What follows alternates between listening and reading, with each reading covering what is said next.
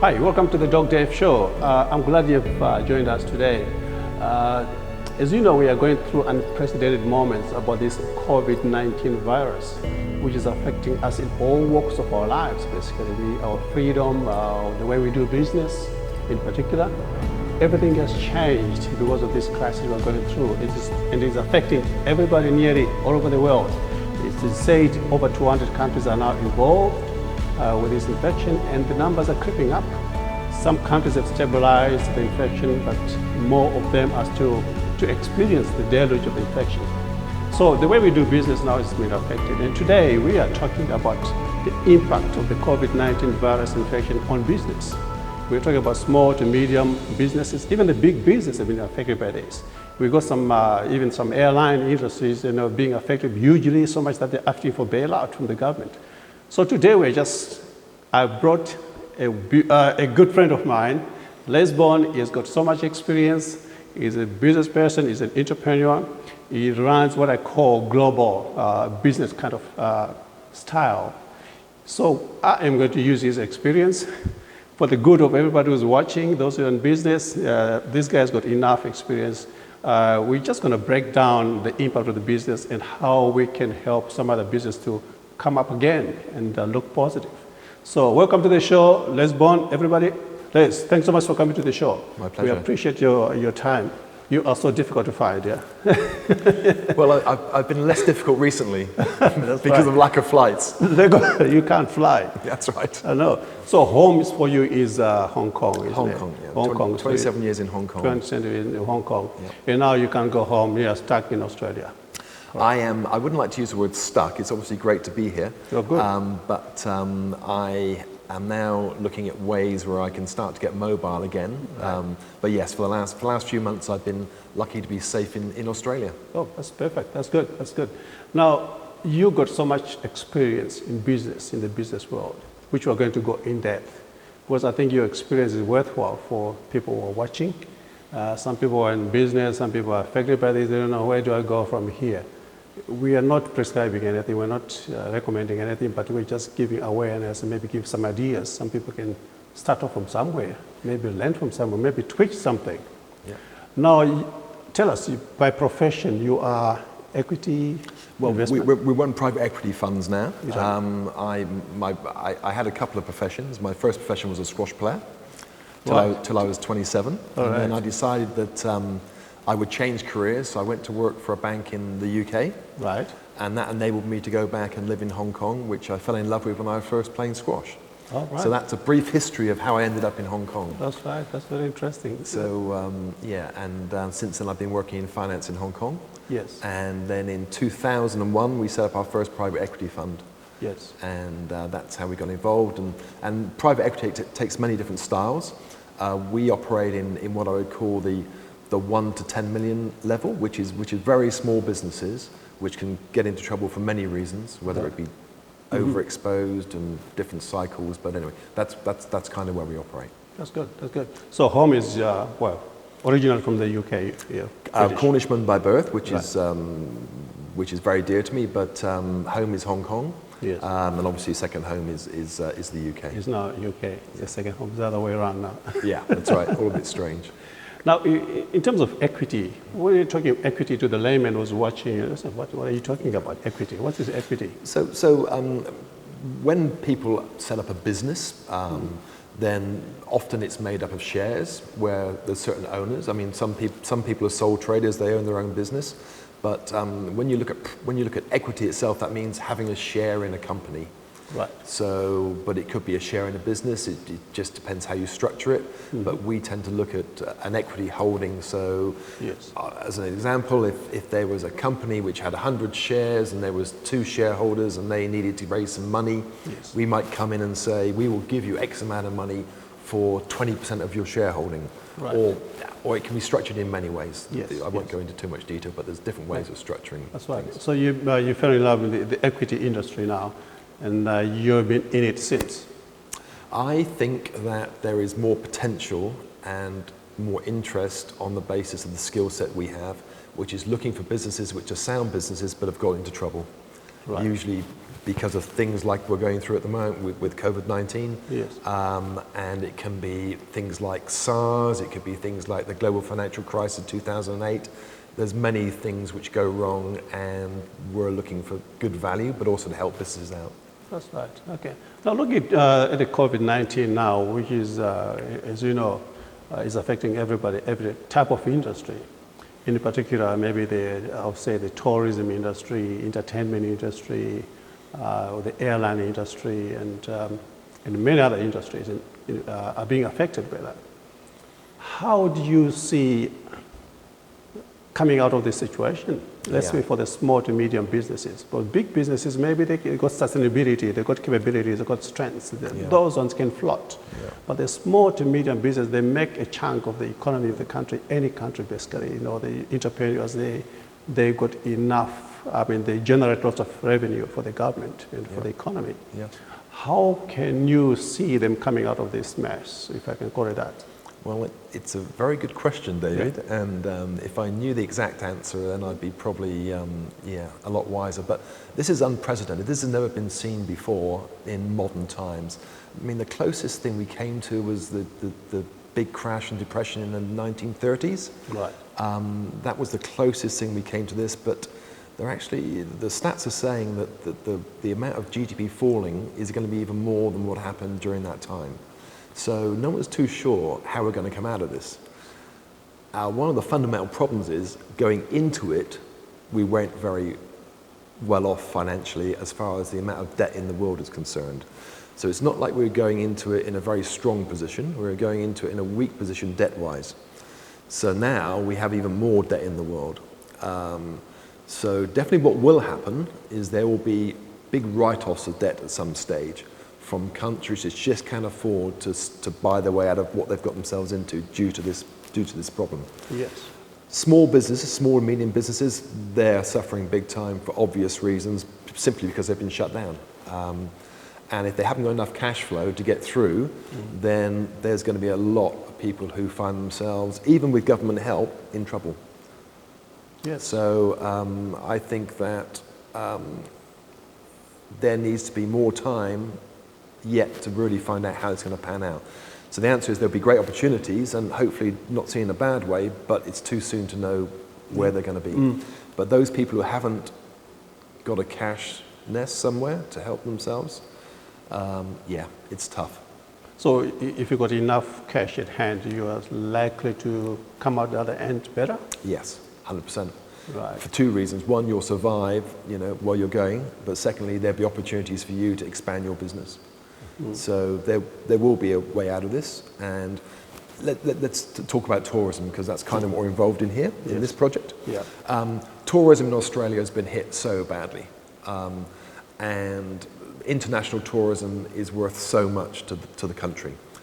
Now, the theory is that it's not going to be till 21 there's international flights operating on a consistent time frame out of Australia again. So hopefully that's going to mean that Australians start staying in their own country and enjoy their great So local tourism. local tourism. And that's what we're going to be banking on, and every operator is banking on coming out of this for tourism, is trying to attract the locals, Yes. because there will not be the ability to fly away. That's right. So big change. Les, we're in Queensland here, up north, 150 km from Townsville, and you just came to this countryside and started this project. Tell us about this project, please. Well, yes, a lot of people ask me, how did you end up doing this project in Charters Towers? Well, That's right. The short answer is I had another business in Charters Towers, Yes. which is involved in the mining sector because it's a mining town. And this old hospital came up for auction, and we put a bid in and we won it. And I had no idea what we were going to do with it, but being a POM, we love old buildings. We enjoy old buildings. Okay. And nobody could think about what they wanted to do with it anyway, so we bought it, and then we decided to turn it into this lifestyle community. So the concept is it will be a place you can come and stay and relax. It'll be a place you can come and live. There'll be facilities here for sports. There'll be a big lagoon to go swimming in.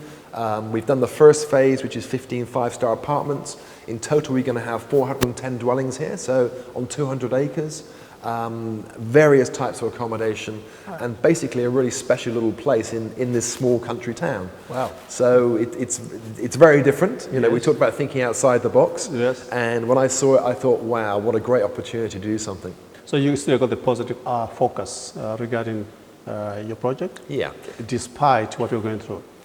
And we actually think that because of this, places like this might become more popular. So you have space, you're in the outback, you can enjoy yourself without being too close to people. So we Yes. think we can provide a service here which will be better for people. So Right. we're hoping we do well. Yes. Who knows? Yeah, we'll put your details of the project on our website, so thank people you. can go on your website and see the prospective buildings and the lagoons and all the entertainment things you are planning. Okay. Yeah, so everybody can see and Thank you. find you where you are, and that's in Queensland. Yeah. And that is this project is going to take a chunk of income off you, isn't it? How much Yeah. investment have you put in this? We've spent about 12 million so far. We're looking at 50 to finish it by the time we do the whole project. Right. So it's not an insignificant project for the region, and for a small country town, it's quite a big investment. Right. But we do believe it, and the business model's proved itself on the first phase. So very high standard of accommodation, paying quite tough tariffs. Yes, But yeah. people appreciate the quality and the standard. So That's so very far so good. And that's not only your project. You got other projects. Yeah. You don't mind talking about them? No, not at Talk about the Ghana one. Yeah, so 3 years ago, and this is a good example of how business can be ups and downs. So about 3 years ago, we decided to set up a brand new processing plant in Ghana to produce virgin coconut oil, because at that stage, coconut oil was doing very well. Right. Well, by the time we'd finished the plant and had it up and running, the price, I think, had collapsed by about 40%. Wow. So since then, we've been persevering, we've been putting more equity, we've been having to look about how we restructure things, but we're still going, and we are getting a name now, and most virgin coconut oil comes out of places like the Philippines or Indonesia, so a very different product, and we're fully organic, so that's very important these days, and it's just an example of how you go into a project thinking it's going to be great, and right. then you end up having to battle through. It happens. And you just keep going, Yeah, and well- you get good ones and bad ones. Of course, that's the So, business. You just have to dust yourself up and keep going, isn't it? And you learn a lot from them. Yeah, And, that's correct. I'm a believer in the African continent going forward, and it was very much a way of us getting a feel for doing business there as well. Right. Understanding how it is, and Yeah. And you've got 2 more projects. Yeah, so we're still invested in property in Hong Kong, Macau. That's obviously going to take a hit at the moment. But we have a manufacturing plant in China where we manufacture drilling equipment, and that's very much biased towards Australia as well at the moment. And there's a sector which will probably have a big downturn as well, unfortunately, because with the world GDP falling off, that means there'll be less demand for commodities, which means there'll be less money for exploration drilling, which means there'll be less people buying equipment. Yes. So this knock-on effect goes all the way through All the businesses. way, all the way. So again, we're pretty lean and mean, so we'll be fine. You know, we don't have debts and we have cash, and so those are important things when you're looking at your business to Yes. make sure you can get through the tough times. That's right. Yeah, I was looking at the McKinsey International. They're well known worldwide in terms of analyzing business economics, and they do strategies for different businesses. I was just reading an article on the McKinsey International. They were saying China is a consumer of copper, metallurgic, iron, and all this. They're 50 to 70% consumer worldwide. Yeah. So if there's a knock-on effect on China, many countries will suffer. You see, because it's the highest consumer of those products. Yep. So China is going through a phase, obviously, or it is said, even according to that document, they're coming out of it. I mean, the production is starting to pick up again. So hopefully, other countries will also get better, isn't it? Hopefully. Yeah, I unfortunately am a bit more pessimistic about the next few years. Right. I think we are going to go through a bad downturn. We're in recession already worldwide. We could go to depression. So it's going to be a tough time. And so everyone's got to just be lean and mean, look at cash flows, look at opportunities which come out of this. But China is going to go through a tough time. But they're very resilient, the Chinese. They will find a way through it. But the problem is the knock-on effect to the rest of the world, Yes. Especially Australia, because of its reliance on exporting, as you say, iron ore and copper and all these things. Yeah. So yeah, it's not a rosy picture at the moment, Right. and it's just so unusual what we're going through. So I wish I could say that I had a great idea as to how to take advantage of it. Well, you know, idea number one is be the first person to discover the vaccine. That would be a really good thing to do, all right? so, you know, secondly, you know, if you found yourself in a position where you were manufacturing PPE equipment during this time, then Lots of companies are venturing into that now. PPEs, ventilators, and masks and stuff. Yeah. But would you invest in that? I wouldn't invest in them now. Yeah. I mean, I wish I was an investor before this. Yeah, before that. Because what's going to happen now is we are actually going to come out of this cycle as far as the disease is concerned. The problem is going to be the economy and the way people change the way they do business going forward. Yes. Because people are going to look at, they will change their habits, I believe, because there'll be less flying, as an example. Yes. Now, again, I know we're talking about Australia rather than the countries, but there's many airlines in trouble. But, you know, Australia with Virgin, if I'm allowed to mention Virgin, you know, they are probably going to become a Chinese airline pretty soon. So there's one in the UK, Flyby, I think is gone bankrupt, isn't it? Yeah, they've gone. And they went before this, by the way. So this was like, you know, the last tipping point. I think it just as this came out. Oh. But yeah, so, and there's many more. I mean, Cathay Pacific, the main home carrier for Hong Kong, it is cancelled 97% of its flights. Wow. It's just extraordinary. It's hard to believe. But the advantage, I think, will be that people will maybe look at staying at home more, working from home more, getting more, maybe even going to country places to live in Australia rather than in big cities where you're under you're too close to people. Maybe. And around the world the same way. Yes. So I mean, there's a rapid change in the way we do business now, because obviously the infection is quite unpredictable. You know, we've got numbers coming up, then there's a stability somewhere, and then it picks up again, like Singapore. Now they're getting more infections again, and Turkey is the same thing. Yep. Even in China, we're talking about. So it's that uncertainty causes lots of stress among the business executives, the guys who are trying to make strategies for the company to survive. You know, you don't know what's going to happen, and that becomes a very turbulent time for everybody. But however, regardless, for the small to medium business we're talking about, how can we give some advice? Any advice for the guys out there, even regardless, how can they keep themselves afloat in the meantime? We're talking about maybe maintaining their workforce, for instance. How do you, rather than just firing everybody, say there's no business, okay, away, bye-bye, you go. I've shut the business, I'm running a restaurant, obviously I can't operate. How can the business person help the workforce? Because you might need them, you know, down the track. Because supposing everything settles down, you know, you need your workforce back. How can you help your workforce during this time?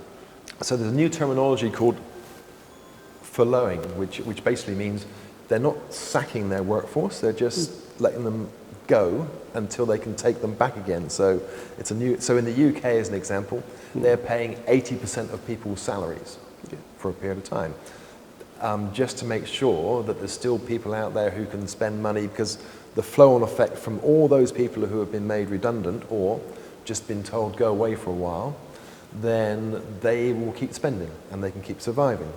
In Australia, they're doing the JobKeepers allowance, which gives them $1,500 every 2 weeks, I think. That's correct. So that gives them something to allow them to carry on being within the business.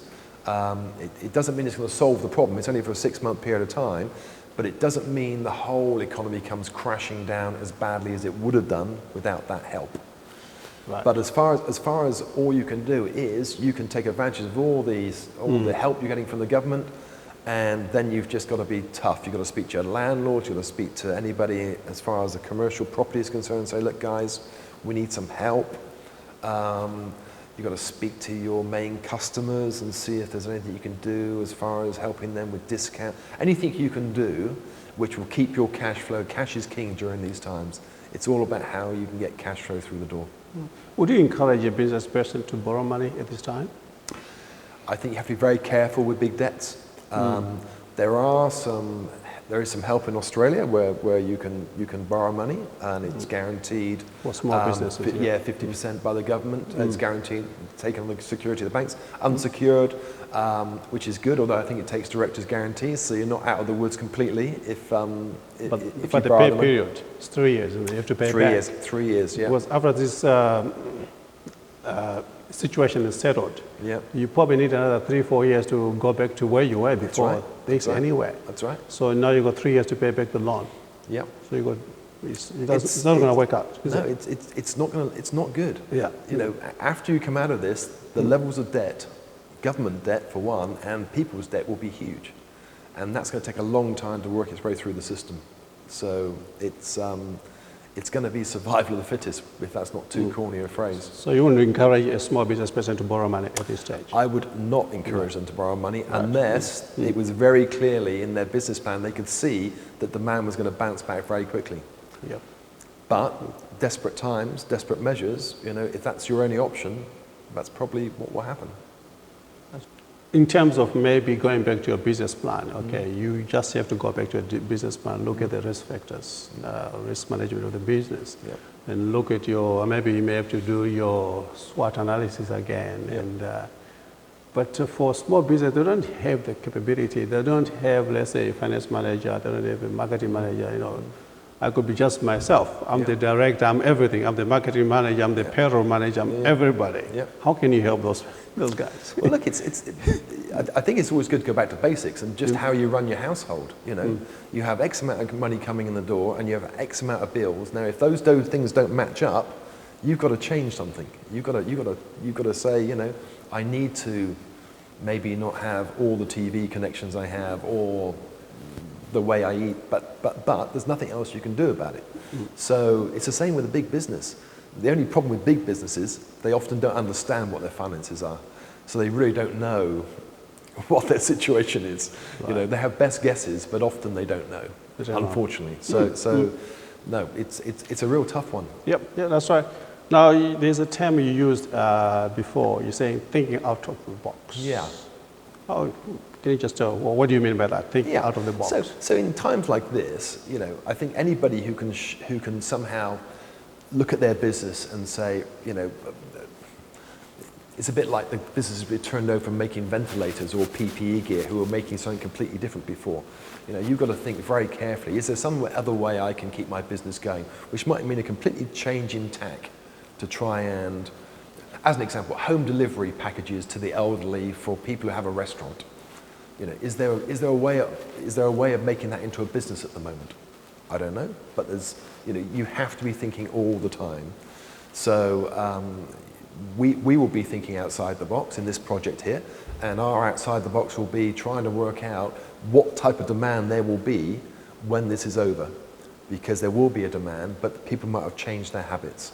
So we think people want more of an outback experience, will want more room, will want more leisure time, and also have facilities to work if they had to. Yeah. So already you're thinking after this crisis. Oh, yeah. You're thinking beyond.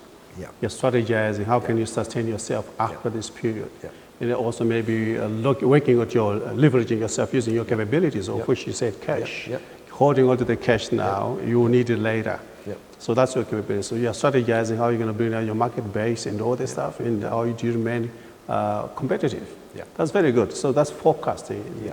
So that's the other thing other business persons can do, isn't it? Forecasting after this. And is there a way of them adding value to their business? So in other words, because of the JobKeeper's allowance, instead of your staff just maybe not working as hard or doing other things, maybe you could say to them that let's use this time to put a better marketing plan in place or upkeep the equipment more. So what we're doing here as an example is we have employees here and they're not as busy as they used to be, so now we're doing lots of maintenance and pest control and clearing land and developing, which keeps them occupied, keeps them in the job, and it means we'll be better when we come out the other side. Wow. Is what we're trying to do. That's a good strategy. I like that